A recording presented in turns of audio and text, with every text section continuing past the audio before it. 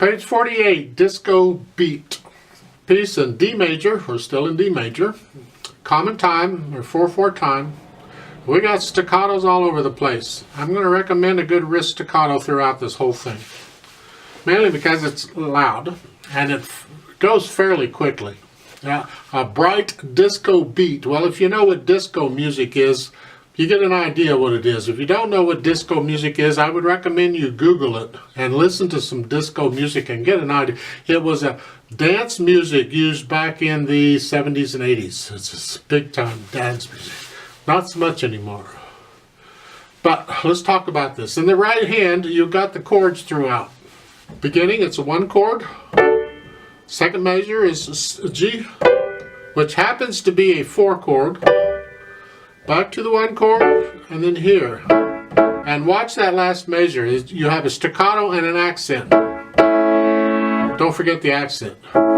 Second line, 1 chord, and up here, and then here. Etc. throughout. And that's pretty much it on the right hand. That's it. There's not a lot to say there. The last 2 measures at the bottom on the chords.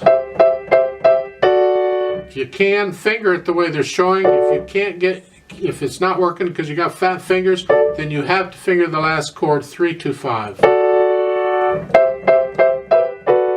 a little trickier, but if you can, do what they're doing.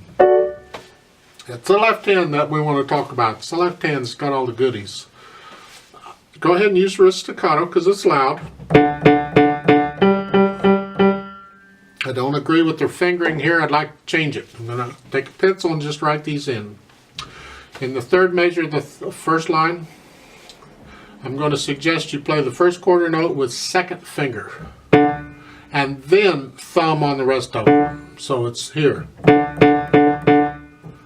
Then in the second line, first measure, I'm going to recommend you play the first quarter note with thumb, not fourth finger. And then the second quarter note with fourth finger.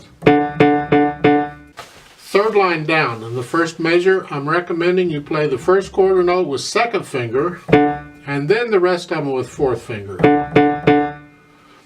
Same line, third measure over, the first quarter note with second finger, and the others with thumb.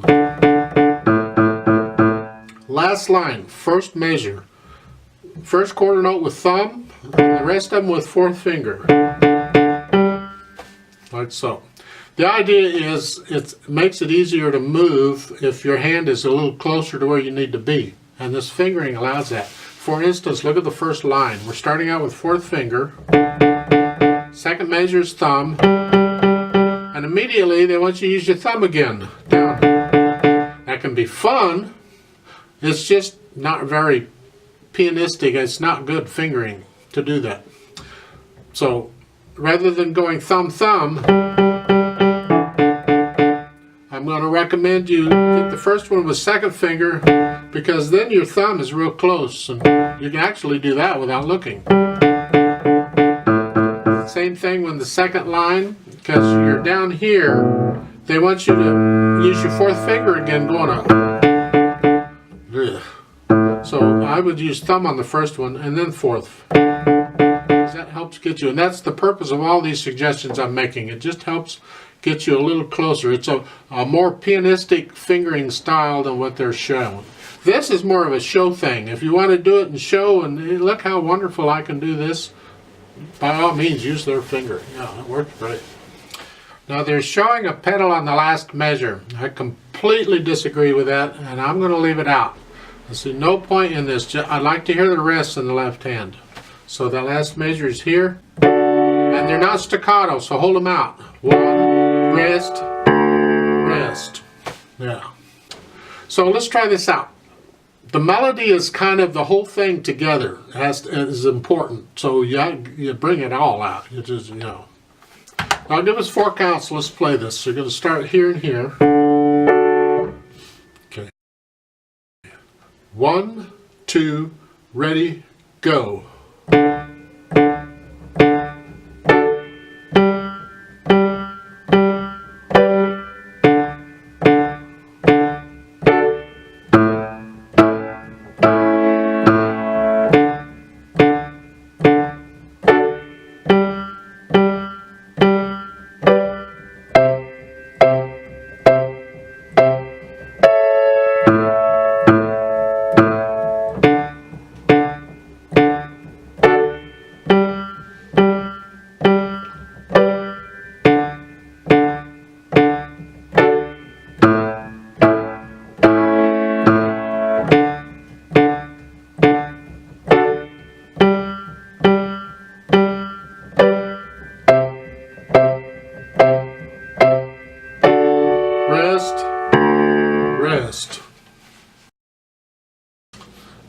I don't know, something like that.